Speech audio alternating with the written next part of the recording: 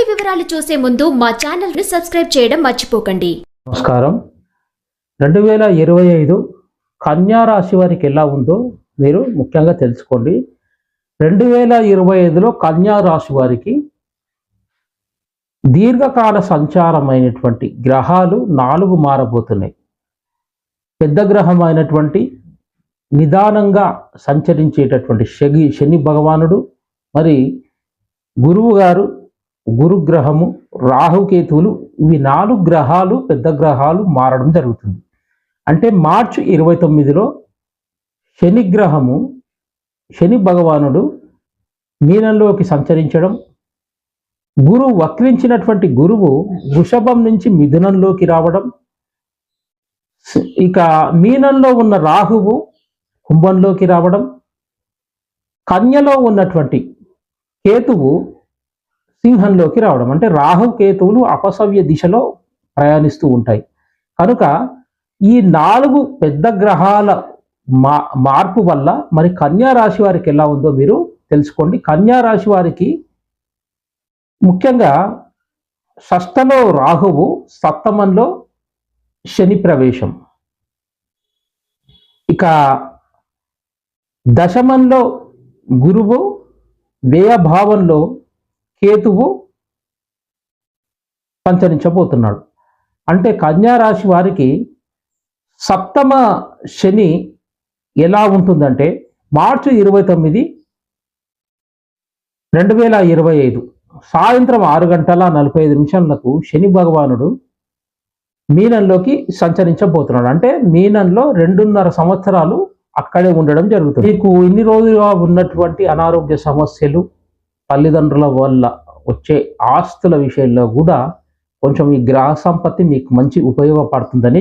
ఇక కన్యా రాశి వారికి షష్ఠ స్థానం నుంచి శని భగవానుడు సప్తమంలోకి వెళ్తున్నాడండి. అంటే సప్తమంలో ఉండేటటువంటి రాహువు మే 20 నుంచి షష్ఠ స్థానంలోకి వస్తున్నాడు. అంటే ఇది మహా గొప్ప విషయం, చాలా అద్భుతం అని చెప్పొచ్చండి. షష్ఠంలో రాహు ఉంటే చాలా బాగుంటుంది. ఇక మీకు మే 15 తారీఖు వరకు గురుబలం ఉందండి. భాగ్యస్థానంలో ఉన్నటువంటి గురువు మంచి ఫలితాలే ఇస్తున్నాడు. ఇప్పుడు భాగ్యస్థానంలోకి మే 15 నాడు 2025లో భాగ్యస్థానంలోకి గురువు సంచరించబోతున్నాడు. అంటే మీ దశమ స్థానంలోకి గురువు సంచరించబోతున్నాడు. కన్యా రాశి వారికి ముఖ్యంగా వారి గోచార ఫలితాలు చూసినట్లయితే శని షష్ఠలో ఉన్నటువంటి శని సప్తమంలోకి వెళ్ళడం ద్వారా శని బలం తగ్గడం, భాగ్యంలో ఉన్న గురువు దశమంలోకి వెళ్ళడం ద్వారా గురుబలం తగ్గడం, ఇక రాహువు షష్ఠలోకి రావడం ద్వారా రాహు బలం పెరగడం అంటూ జరుగుతుంది. అంటే శని గురువులు బలం తగ్గడం, శని గురువు బలం పెరగడం, శని గురువు బలం తగ్గడం, రాహు బలం పెరగడం అంటూ జరుగుతుంది. మరి ఇలా పెరిగే రాహు బలంతో మీరు చాలా అద్భుతాలు చేయొచ్చు, చాలా మంచి అవకాశాలు, మీరు ఇన్ని రోజులుగా చేయాలనుకుంటున్న పనులు త్వరగా కావడం అంటూ బాగుంటుందండి. ఆర్థిక పరంగా కూడా చాలా అద్భుతంగా. గ్రహ సంపత్తిలో ముఖ్యంగా షష్ఠంలోనే రాహు ఉండాలి.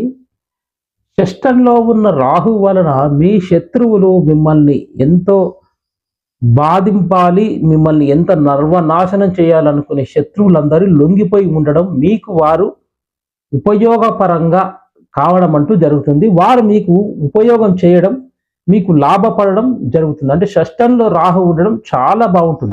ఎవరైనా మిమ్మల్ని ఉద్యోగం నుంచి మీకు ప్రమోషన్స్ రాకుండా, మీకు ఉద్యోగంలో వచ్చే పేరుకు అడ్డుపడుతూ ఉండడం ద్వారా, అయితే మీ ఉన్నతికి అడ్డుపడుతూ ఉన్నారో మరి వాళ్ళ ద్వారానే వాళ్ళు చేసేటటువంటి చెడు పనులు కూడా మీకు ఉపయోగకరంగా మారి మీ అభివృద్ధికి తోడ్పడతాయండి. ఎందుకంటే షష్ఠంలో రాహువు చాలా అద్భుతంగా ఫలితాలు ఇస్తాడు. శత్రువులను కూడా వారు చేసే ఈ విసిరే ఆయుధాలను పువ్వులుగా మార్చి మీపై వేసే ఒక శక్తి రాహువు చేసే మాయండి.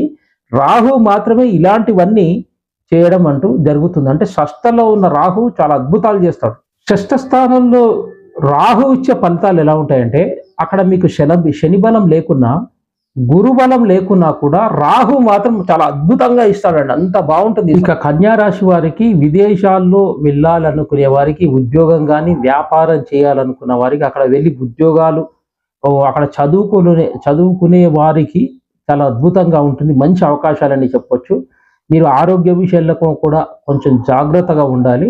ఇక మీకు ఈ సంవత్సరము శని బలము ఈ సంవత్సరమే కాకుండా మళ్ళీ 2.5 సంవత్సరాల వరకు శని బలం తగ్గి ఉండడము, గురుబలం కూడా బాగా తగ్గిపోవడం జరుగుతుంది. కానీ రాహు ఒక్కడు 18 నెలలు మీకు అద్భుతంగా చాలా రకాలైనటువంటి ఈ విషయాల్లో మీరు చేసే వృత్తి వ్యాపారాల్లో మంచి లాభాన్ని ఇస్తాడండి. ఇక రియల్ ఎస్టేట్లో కానీ, ఈ వస్త్ర వ్యాపారం చేసేవారు, ఇతర వ్యాపారాలు చేసేవారికి అద్భుతమైనటువంటిగా ఈ గ్రహ సంపత్తి అని చెప్పొచ్చు.